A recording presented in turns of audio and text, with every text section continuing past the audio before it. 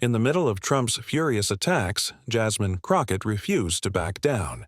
With calm but powerful words, she suggested that the story many have accepted for years, that Jared Kushner is the father of Ivanka's children, may not be as certain as it seems.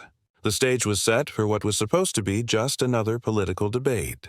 Bright lights filled the studio, cameras zoomed in, and the audience was waiting for the usual back and forth between leaders who rarely see eye to eye. On one side sat Congresswoman Jasmine Crockett, calm but sharp-eyed, ready to answer questions. On the other side sat Donald Trump, never one to hold back his words, especially when the spotlight was on him. From the very beginning, it was clear this wasn't going to be a quiet conversation. Trump came out swinging, not with policy arguments, but with personal attacks. His voice carried that familiar sharp edge as he leaned toward the microphone. He accused Crockett of being dishonest. He said she had no business representing the American people. He threw out claims of shady connections and whispered deals. Each word was chosen not to debate ideas but to tear her down. The audience could almost feel the weight of the words, like arrows being launched straight at her reputation. For most people, sitting under that kind of fire would be overwhelming. Cameras rolling, millions watching, president pointing fingers and calling you a fraud. Many would shrink under that spotlight, maybe stutter, maybe try to defend themselves nervously. But Jasmine Crockett didn't move a muscle. She sat tall, her eyes locked on Trump, her expression calm but focused, almost like she had expected this exact attack, almost like she had been waiting for it. Trump, seeing that his first strikes weren't shaking her, doubled down. His tone grew louder, more aggressive. He interrupted her whenever she opened her mouth. He claimed she had no future in politics and hinted that her career was already over. His words weren't just meant to argue. They were meant to crush. And yet something strange happened. The harder Trump pushed, the calmer Crockett became. She didn't raise her voice. She didn't throw insults back. Instead, she sat there quietly, letting him throw everything he had, almost like a fighter letting an opponent swing wildly until they're too tired to keep going. Behind those calm eyes, Crockett was making a decision. She realized she couldn't win this battle by simply defending herself. Trump was too loud, too relentless, too skilled at twisting the spotlight his way. If she wanted to cut through the noise, she needed something stronger, and she had it. For months, Crockett had been holding on to information, dangerous information, the kind of truth that could shake the image Trump had carefully built around himself and his family. She hadn't planned to use it that night. But as Trump's attacks grew more vicious, as he tried to not only argue with her, but destroy her reputation, she understood something. This was the moment. Slowly, she leaned forward. Her hands rested firmly on the desk. Her voice was steady, not raised, but strong enough to cut through Trump's interruptions. The audience didn't know it yet. But Crockett was about to shift the entire conversation. She wasn't going to defend herself. She wasn't going to play Trump's game. She was going to expose a secret that had been buried under layers of silence and denial. And she knew exactly where to start with Ivanka Trump. The second she chose to bring Ivanka into the conversation, she was stepping into dangerous territory. Trump might insult politicians all day, but the moment his family became part of the discussion, that was where the fire really started. The audience didn't see it coming. The hosts didn't see it coming. Even Trump himself, sharp and defensive as ever, didn't see it coming. But Jasmine Crockett was ready. This wasn't just going to be another live debate.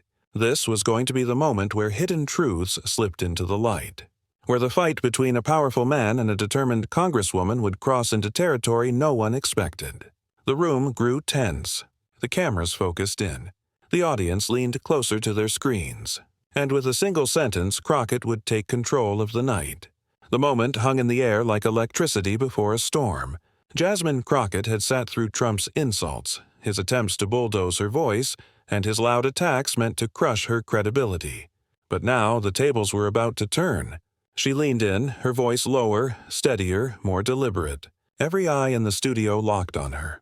And then, with a calm that cut through the chaos, she said, "Sometimes the truth about family lineage is hidden in plain sight, and it's time to stop hiding." It was just one sentence, but it landed like thunder. The hosts froze. The crew froze. Even the audience watching at home could sense something was about to break wide open. And for the first time all night, Trump didn't immediately cut in. For the briefest moment, he was silent. But Crockett wasn't done. She let the silence stretch, building suspense before dropping a line that sent the studio into shock. There is significant reason to question the commonly accepted story that Jared Kushner is the father of Ivanka's children. Gasps rippled across the room. The hosts blinked in disbelief. A camera operator nearly missed his focus, the lens jerking as if even he couldn't believe what he just heard. And the audience at home, they leaned closer to their screens, hearts pounding, trying to process what was just said. It wasn't only shocking, it was dangerous. Crockett hadn't revealed everything. Not yet. She'd given just enough to rattle the ground beneath Trump's feet. Just enough to make people wonder. The hosts tried to regain control. Congresswoman Crockett, one of them pressed, his voice almost trembling. "Are you saying what it sounds like you're saying? Are you suggesting Ivanka's children might not?" He stopped, almost afraid to finish the sentence. But Crockett didn't answer directly. Not yet. She sat back slightly, her expression unreadable, as if she knew the power of silence was sometimes stronger than words. Trump, however, could not stay silent. His face turned red, his voice shot up, and he erupted. "Lies! Disgusting lies!" He shouted, jabbing his finger across the table. "This is fake. This is garbage. You're attacking my family because you have nothing else." He kept going, his voice echoing louder than anyone else in the room. He accused Crockett of plotting against him, accused the hosts of staging a smear, accused everyone on set of conspiring against his family. But the more he shouted, the more obvious it became. He was rattled. The audience could see it. His fury wasn't the confident swagger they had come to expect. This was different. His words stumbled over each other. His interruptions became frantic. His body leaned forward aggressively as if trying to shut down the conversation with sheer force. And that reaction, that raw, uncontrolled anger, only gave Crockett's words more weight. Because if there was truly nothing to her hint, why would Trump be so desperate to silence it? The hosts sensed it too. They pressed again more carefully this time. "Congresswoman, you've just raised something extraordinary. Do you have more details? Can you explain what you meant?" Crockett's eyes flicked toward Trump, then back to the hosts. Her calmness was almost eerie compared to his chaos.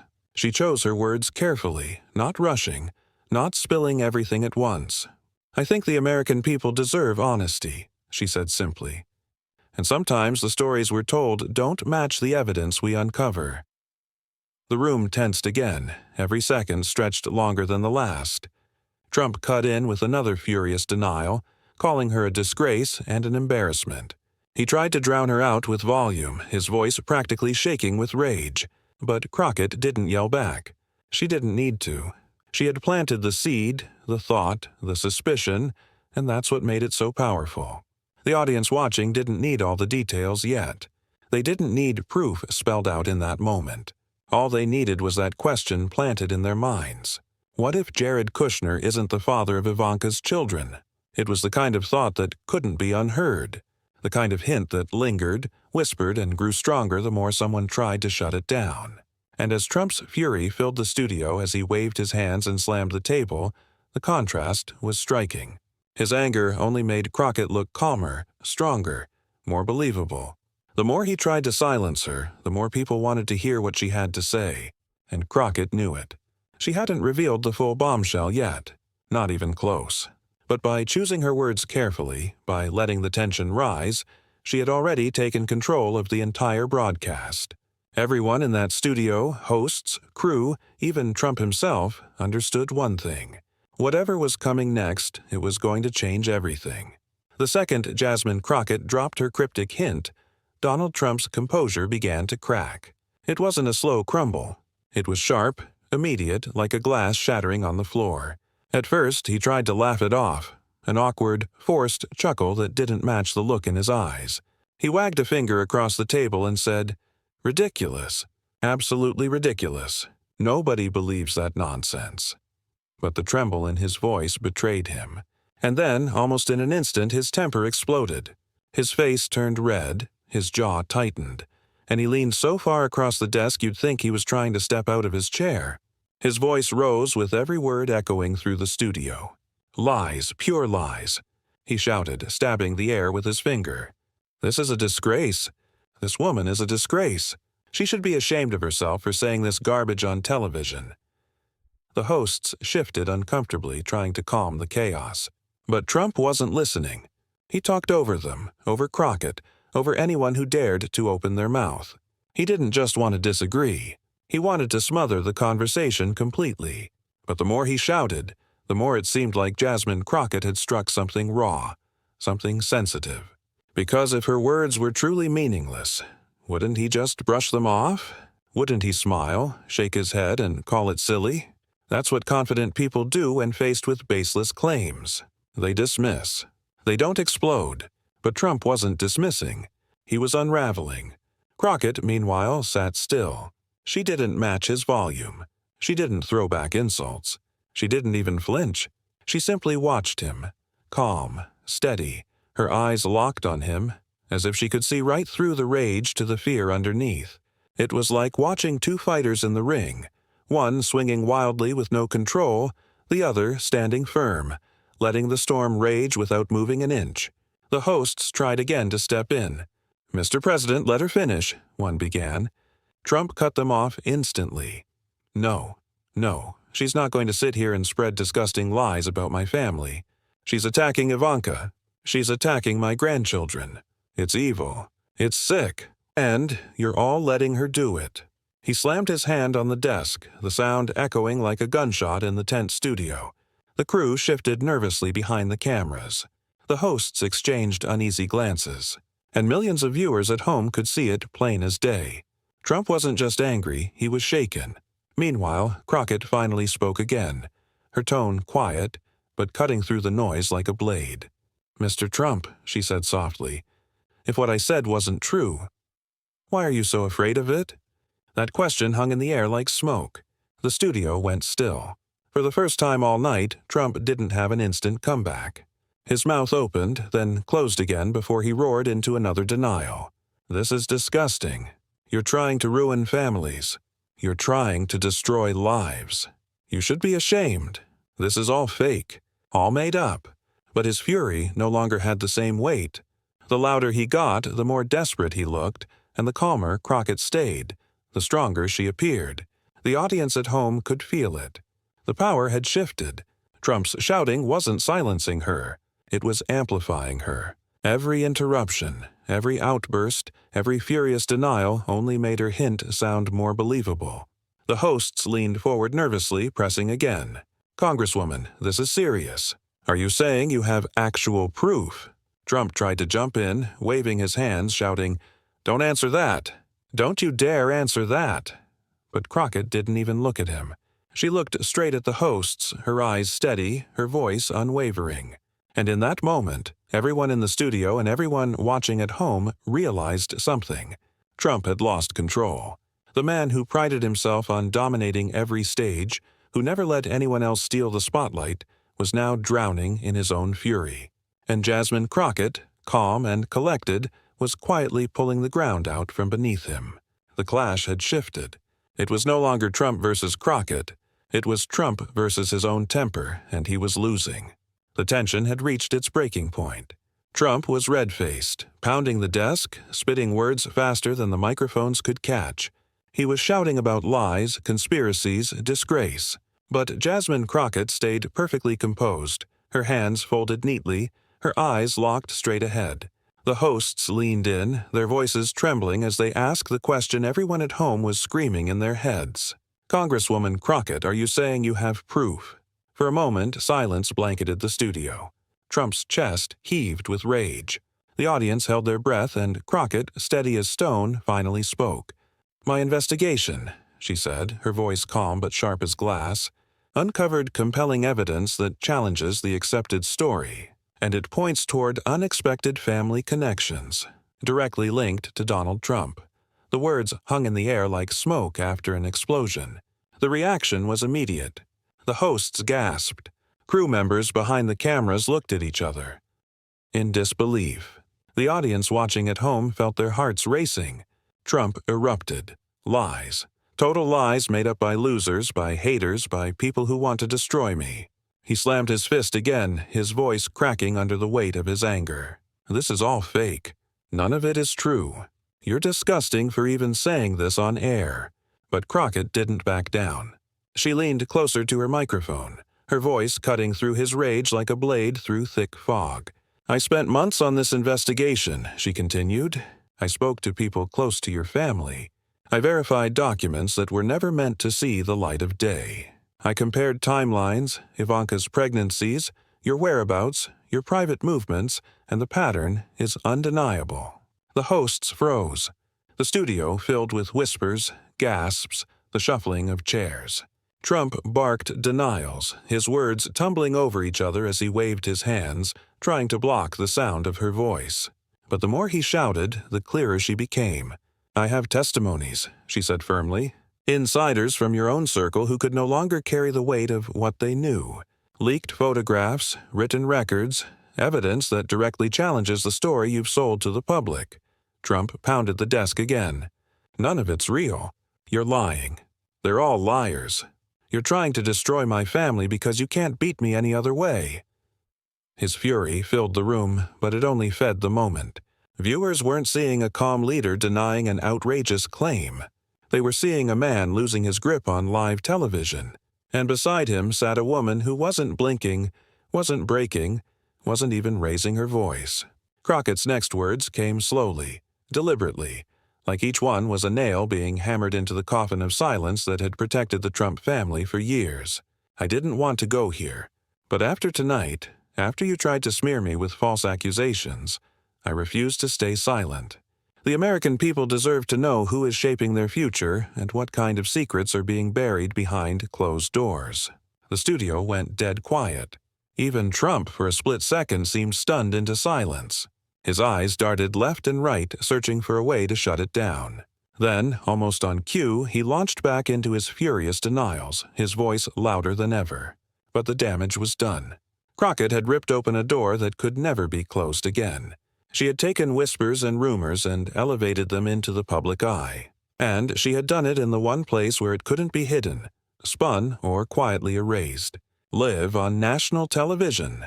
As the hosts tried to regain control, as Trump shouted himself, as the audience sat stunned, one thing became clear. This was no longer about a political debate.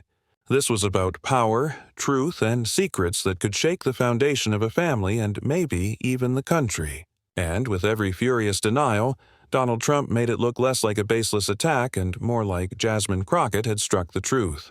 The studio had never felt so tense. Cameras kept rolling, lights burned hotter, and every person watching knew they weren't just witnessing another political spat.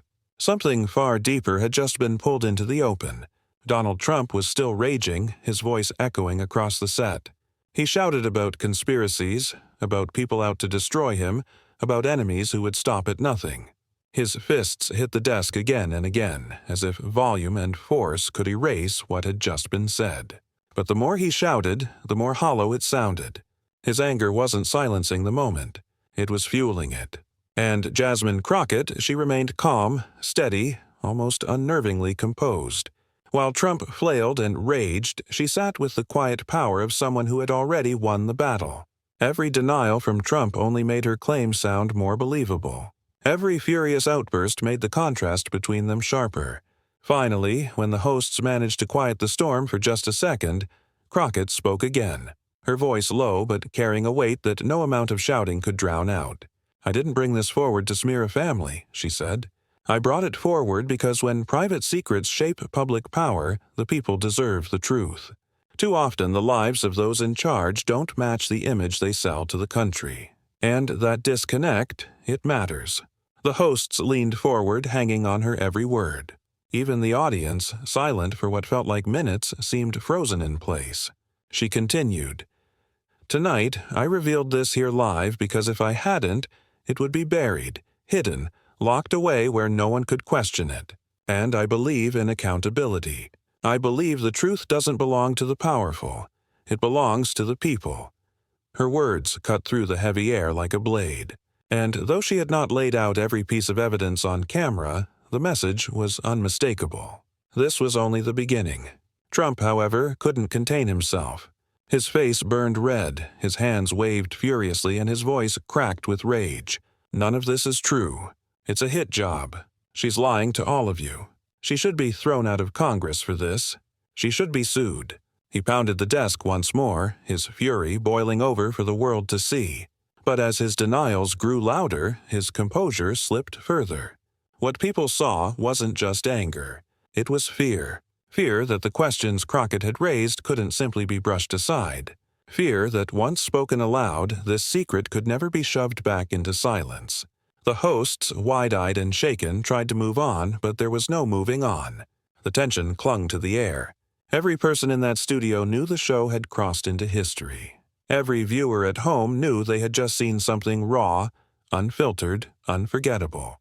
Crockett ended with one final statement, calm but resolute. This isn't about me. It isn't even about you, Mr. Trump. It's about truth.